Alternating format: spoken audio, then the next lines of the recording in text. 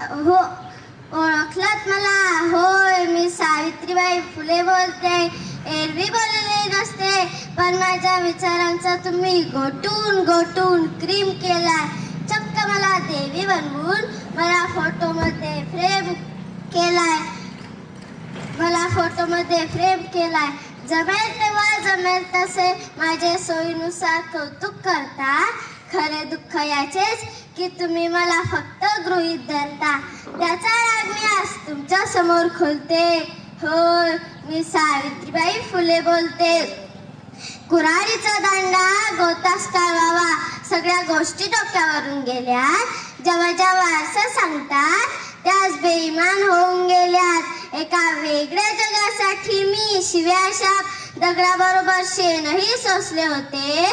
तुमच्या शब्दात सांगायचे झाले तर रात्र दिवस घासले होते. आज मी कसले गाव जेलते. होय, मी सावित्रीबाई फुले बोलते.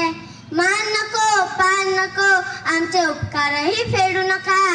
कीर्तन बिर्तन काय नको, जोडायचे म्हणून भाषणही जोडू नका. वाघिणीचे दूध पिऊन कुत्र्यांसारखा गोंडा गोडीत आहात.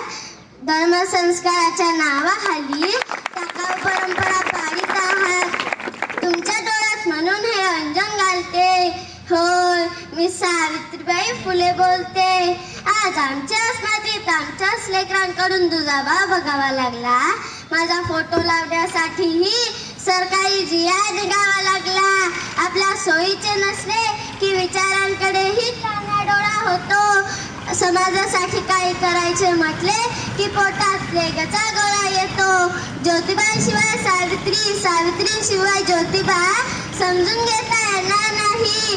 विचारांची ज्योती एकटी एकटी नेता येणार नाही. सुनांना लागावे म्हणून तर लेकींनो तुम्हाला बोलते. होय, मी सावित्रीबाई फुले बोलते. जय हिंद, जय महाराष्ट्र.